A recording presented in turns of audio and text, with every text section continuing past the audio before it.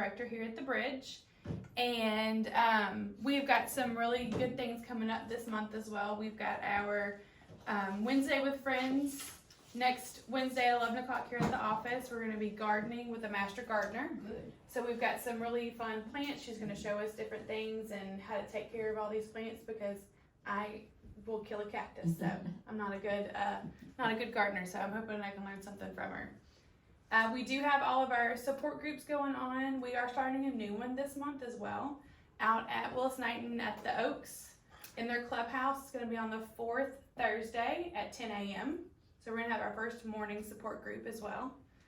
So if that's something that is in your vicinity and you're interested in, please come out, because I know with new groups, sometimes it takes a little bit to get going, but I think it's going to be a good group because it's a good vicinity. And it's we're going to try out a morning time to see if that is interesting to anybody, because we'll realize all of our groups are in the afternoons. When does that start? This month, so it's the 4th Thursday, which I think is the 25th of April. Okay.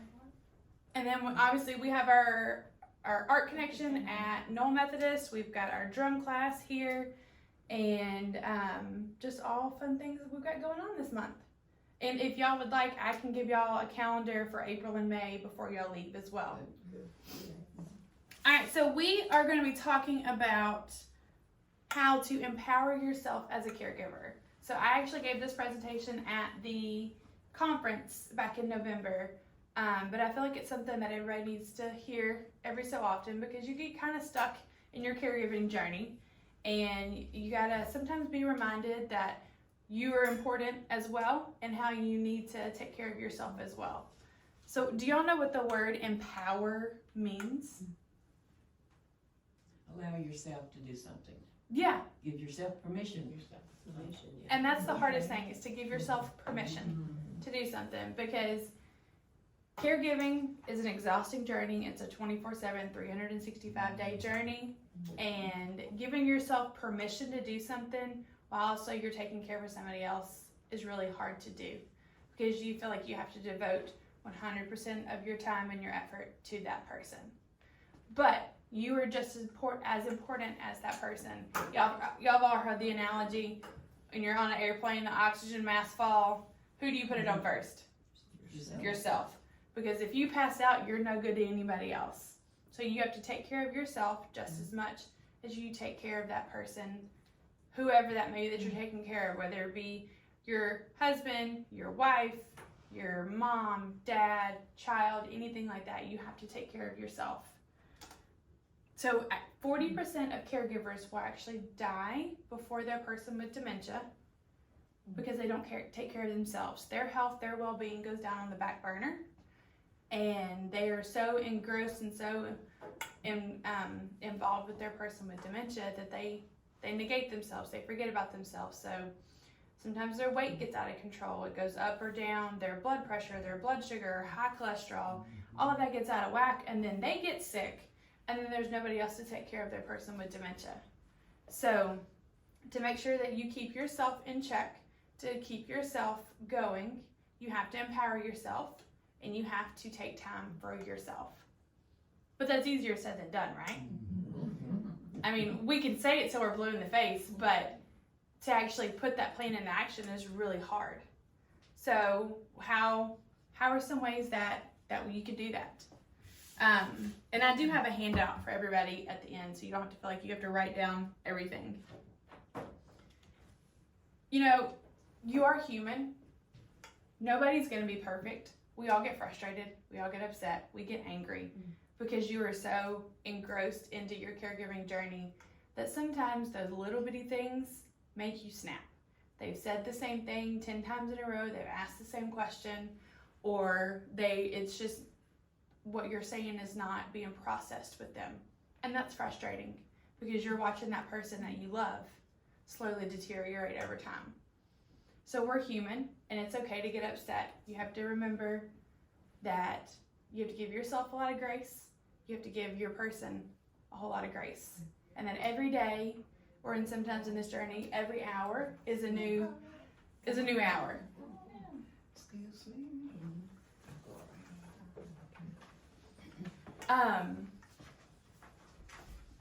Let's see. I gotta go back to my notes. So, and it's in those moments that when you start to get angry, you start to get frustrated, you start to realize that you need to do something. But how do you do it? Can you just say, okay, I need time away? Well, no, that's easier said than done. You have to make a plan. You have to do these things. You have to get things put into place before you feel comfortable, before you feel able to do something for yourself. So one of those big things is to develop a team of people. You know, caregiving is not a one-person job. You have to have a group or at least a few people in your corner to help you during this journey. And whether that be another family member, a friend, a church member, a sitter of some sort, you need to have someone on your team that you can call when you say, I need a break. Enough is enough. I need some time for myself. Even if it's just for 30 minutes, you go on the opposite side of the house and someone hangs out with your person for a little bit. You need to be able to have that break. So that team is very, very important, because if you're doing this by yourself, you're going to burn out. You're going to have what they call compassion fatigue. You're going to have caregiver burnout, and then you're going to get sick. Your health and well-being is going to deteriorate faster because of it. So having that team is very, very important to be able to not only help your person, but also help yourself as well. And everybody's team looks different. Everybody's team has different amounts of people. But being able to find your team for you is very important. And with that team, having a calendar. So, like if you're taking care of your husband and you have 2 kids, being able to say, okay, I'm gonna deal with the doctor's appointments. I'm gonna take him to the doctor's appointments because, you know, you live with him, you know health, you know medicines and whatnot. But grocery shopping is gonna be somebody else's job. Picking up prescriptions will be somebody else's job. Delegating those jobs to somebody else will help ease your mind, ease your stress, and will help you to see that you don't have to do it alone. We as humans think nobody else can do it as best as we can, and if we want to get it done right, we're going to get it done ourselves. But with that, we get so overloaded and overwhelmed that it hurts us in the long run. So being able to ask for help and say, hey, I need help with this.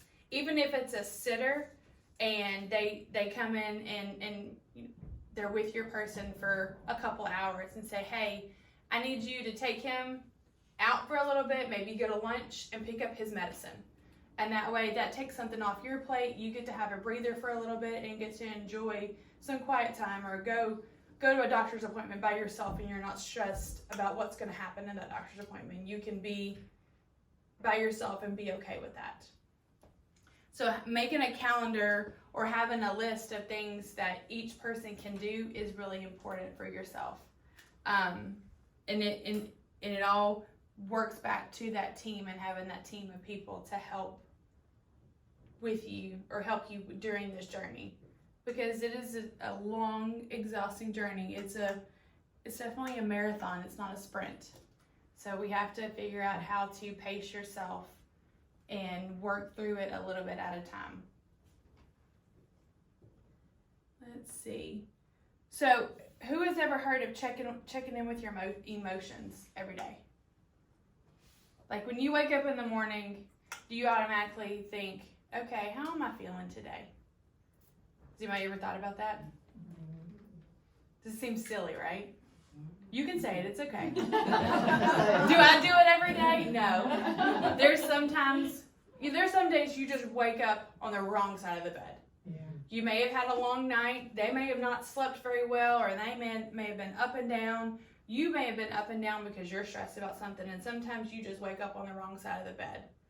And the best thing to start that habit is when you wake up, you consciously go, how am I feeling this morning? What's going on with me right now before I get out of this bed as to what's going on and how I'm feeling mentally as well as physically.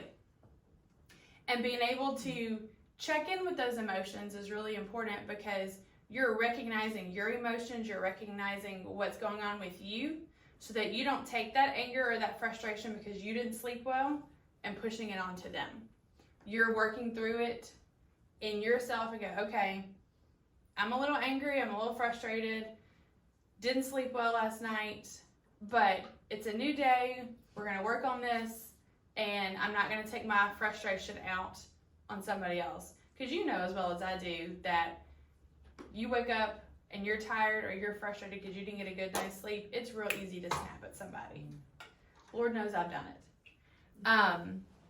But being able to rein that in and say, you know what, it's my problem, it's something that I have to work through, and I can't push that energy or push that anger onto somebody else.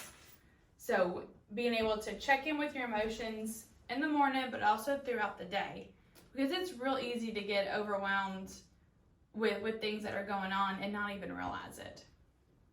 It takes a long time to be able to see those emotions, but like for anger is always the easy one because we show it physically as well as emotionally. When someone gets angry, they either clench their fists, they clench their jaw, their blood pressure gets elevated, they start to breathe hard, or they get red in the chest, or their cheeks get flushed. It's a one that you can see very easily. And you can probably have those telltale signs with yourself, but also with your person with dementia too. You can tell when they're getting angry or when they're getting frustrated. And being able to see those things in them, but also yourself, is really important because that way you're not pushing your anger onto them. Because it happens to everybody. Excuse me.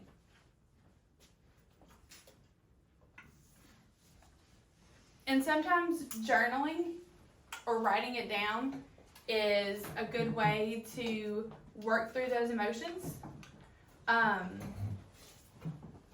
Does anybody ever journal or write things down? I do. I've been doing it since the 80s. Really? What made you start? I was gonna work out of state at a camp, Glorietta. Mm-hmm. It's a Baptist conference center. So I said I should keep a journal of my summer. And so then I just kept them. Okay. It's wonderful. Yes, sir. I keep a little green book. I have to write down everything or I wouldn't remember it, so I can always go back. This happened this day, this happened this day. Yeah. And if you're dealing with somebody, if you've got that date, you're a lot better off. Well, I think it was back in January. If you say it was February 15th, then you're a lot better. So I keep a journal like that. Yeah, and journaling things that happen throughout the day is really good too because, you know, like you said, you think it was 2 weeks ago and it was really, you know, a week and a half or a month before that. Mm-hmm.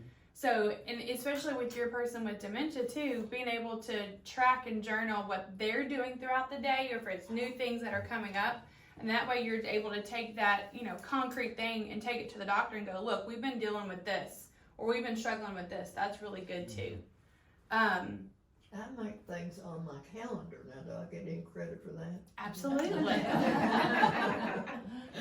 Well, and what I'm trying to get at is with the journaling is you're working through your emotions. Mm-hmm. It gets a little overwhelming when it's all up in your head and you're reeling, you're going over. It's like a hamster wheel. You can't get off of it. You can't stop thinking about it. But when you stop and focus on it and you're writing it down, you're dealing with it, you're working through it. No matter if you're just venting and you're writing 90 miles an hour, you're processing it and you're getting it out of your head and you're onto that paper, and then you think, okay, I feel better. You may have not come up with a solution, but you at least have worked through it and processed it enough to you put it down on a piece of paper, or you've written, or you're at your computer, or you're on your phone. Anything to process out that emotion of what's going on at that time helps you deal with it, and it's not just constantly in your mind. You know, I used to be a school counselor, and I used to tell my kids, if you keep things bottled up for so long, you're eventually going to explode. Yeah. And I tell them, you know, you take a Coke, and you shake it up, and it builds and builds and builds, and then one little bitty thing will make you snap, and it's like that Coke bottle spewing everywhere. That one little thing will make all of your emotions come out. You have to deal with them as they come and work through them as you're there. Because if you don't, keeping it bottled up is only going to hurt you in the long run. Especially anger and frustration. It can really wear you down in a heartbeat.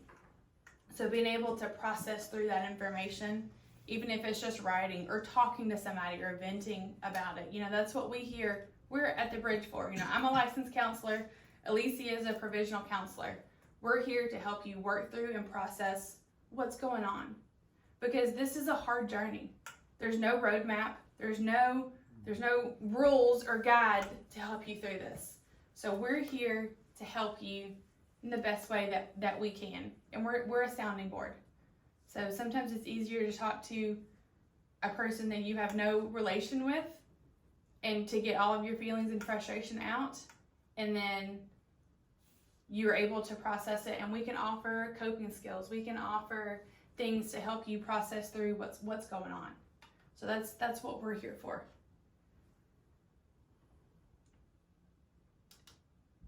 So I've said all this to develop a plan, develop a team, have a calendar, all this stuff, but you need to develop a self-care strategy for yourself. So what is self-care? Anybody have any ideas? Exactly what it says. Taking care of yourself. But what does that mean? It's going to mean different things for everybody, but is taking a shower and washing your hair self-care?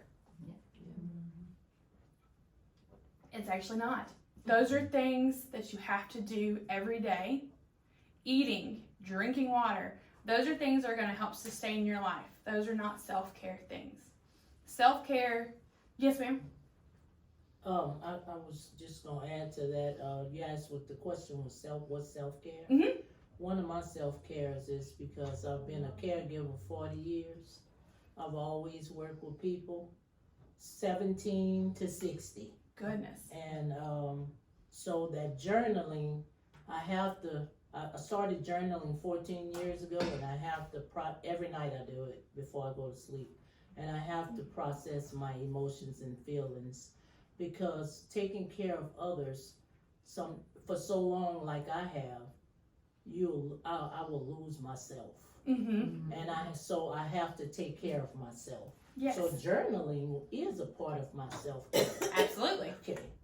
Because you're working through, you're processing. Yeah. Because if you hold all that stuff in, you almost become jaded. You become cold or hard because you're not able to work through those emotions. So journaling is a great way to process through it. Self-care, yes, sir. And doing at the end of the day, you're dealing with it, and you'll be surprised at how much better you sleep because you've worked through all those emotions. You're dealt with it, you put it down, and you go to sleep. Your mind will be so much more at ease because you've dealt with those things going on.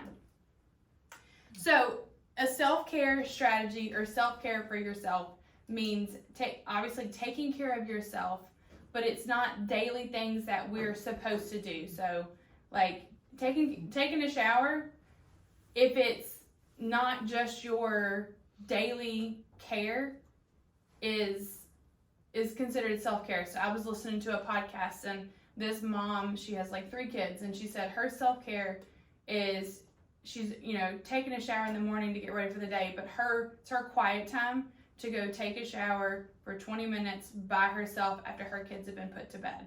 That is her time. That is her quiet time. So that is considered self-care. Mm-hmm.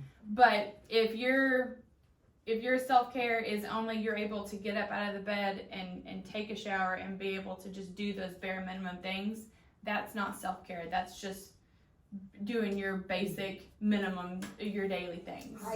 Hygiene, thank you. English is such a hard language. Going to support groups. Yes. Tremendously.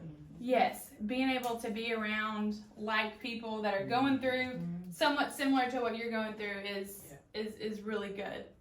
Because that's for your mental health as well, just as much as it is for your physical health too. Doing something you enjoy, whether it be a hobby or something that that you like to do, like going to get a manicure or a pedicure, or going to have lunch by yourself and just sitting in a quiet place. I know somebody that they would go get a Sonic drink and sit in the middle of a parking lot and drink their Sonic drink for 30 minutes because it was quiet time for themselves. So anything that can help recharge your batteries and recharge yourself to know that you've taken a break, you've taken a step back, and you're like, okay, I feel a little bit better, I can go back in and do this. And that doesn't mean that you have to necessarily leave your home. You know, I know a lot of caregivers, they have their sitter come in and be with their person, and they just go in the other half of the house and shut the door so they have some quiet time. That's okay too. What you got, Miss Debbie? I knew a lady, she had 6 kids, and her quiet time was to go to the grocery store, and then she could just put us in quiet, get her groceries. I've done that in Target many a times, where you just wander around for an hour or so, because it's just, you just need time to not think, to just do something that doesn't require a whole lot of energy. But as I started going to the neighborhood Walmarts, they don't have any stuff. You're just in and out. then you go to the big one. It's like, look at all this stuff. Little smiley face napkins. But it's those silly things like that that make you smile, and the small things that are fun that you get to enjoy. Yeah, they're only 97 cents for a whole package. Even better. And then when you see them and you use one, it'll make you smile. It will. There you go. What did you have? I used to do crossword puzzles every morning, and I've got a stack of them now because I have not been able to do that. You don't have the time to do that, and you need that mentally. I find now that there's a lot of times I can't remember words that I should be remembering, and I think crosswords helps you keep your mind sharp. And I've got a pile of them. I haven't been able to do them. I might be able to get 5 minutes, to do a little bit, but just something like that you enjoy. Yeah. And I haven't been able to. I go to Tai Chi class Ooh, where do you do that? at the Wellness Center, Wellness Night and Wellness Center, Yeah. and I like that. That's with a group of women and men, the teacher's a man, and we involve ourselves in new programs or new steps that we have to learn, and it takes your mind off you and what's going on at home, because you're there with the group and they depend on you to be doing your part, so they won't jump into you, Right. But I do that, and I do chair yoga too, chair yoga classes. Very cool. And I've met some wonderful women there. I think I told them the other day, I said, I think y'all are my support group here. We share our problems with everybody there. Well, I have trouble juggling my sitter hours to be able to get away from the house. How do you do that? I don't need a sitter yet, mine's not to that Okay. state, thank God. Okay, that's good. And sometimes he goes with me to the wellness center, and he'll get on a machine, and do a machine while I'm in my class. I think though, all the classes and you look in the form, in the back of the form, they got stuff all over, the stuff you might like. Yeah. With all the stuff we have available here and everywhere, you ought to be able to find something. Well, and one of my sitters comes 3 days a week, and she stays 2 hours. 2 hours is just not long enough to do. Yeah. I can hurry through the grocery store. Yeah, That's that's it. not fun. No, it's not. Right. I like to read labels and, Sure. anyway, I'm glad to hear you do that at the wellness center. Which one do you go to? Sal, Okay. Very cool. But yeah, doing an exercise class or something like that is great for, obviously for your health, but also for your mental health as well. I can tell you from personal experience, I was a runner, and I did it from May until November, and then I stopped, and actually my mental health and my focus got worse until about a week ago, when I started taking time to go to help myself and exercising for myself. It improved my health and well-being, and more so my mental health than anything. So it can happen to anybody, and it can happen to everybody. But you have to take time for yourself. You have to be able to invest in yourself as much as you're investing in your person with dementia too, because they're going to be there whether you're here or not. So you have to make sure that you're here for yourself, but also for them. So, take a little bit of time today to think, what's one thing I can do for myself? Maybe it's waking up a little bit earlier than they do and you're having your coffee. The weather right now is really great. Maybe you have your coffee and go sit outside on your back patio or on your porch and enjoy the quiet before the chaos ensues. Or it's, I know a lot of our people go to Bossier Council on Aging and do bingo. They're taking their person with dementia with them, but you're socializing, you're enjoying others' company. And so that's great for your health and well-being as well, because when we isolate and when we stay at home, our mental health gets worse and things can come out quicker if you isolate yourself. So pushing yourself to be social, to go out and try different things and try new things is good for your physical health, but also for your mental health as well. So maybe it's trying something new or trying a new exercise class. So in July for our Wednesday with Friends, we're having someone come from Club Pilates to do the chair yoga. Mm-hmm. So they're going to be coming here to do chair yoga with us. So you may find out that you like that, and you can start going to they're over off East Kings or East 70th? East 70. East 70th Street. So there's a physical Pilates place where you could go and enjoy that quiet time for yourself. But having just one small thing to start with your self-care is very important. And once you get that into a habit, maybe it's you stick with it for a while because you're happy and content. Maybe you need to add a little bit something else, and that's okay. You're your own person and you know what's going to be best for you. So maybe you start small, or maybe you just start big and you want to do this. I know a caregiver that she has her overnight caregivers come in, and she takes a weekend every month to go to her lake house, and she's there by herself for 48 hours because she needs that physical break for an entire weekend. She knows her limits, and she has something to look forward to at that weekend every month. So make it something that you look forward to, you enjoy doing, and you're excited to do those things, because if you're not excited about it, you're not going to put it into practice. So find that thing out, whether it be big or small, whether if it's trying a new exercise class or journaling or something to just start, and to start your self-care, to work on yourself. Because if we don't work on ourselves, we're going to tire ourselves out, and we're not going to be the person that we should be. Does anybody have any questions? Any comments?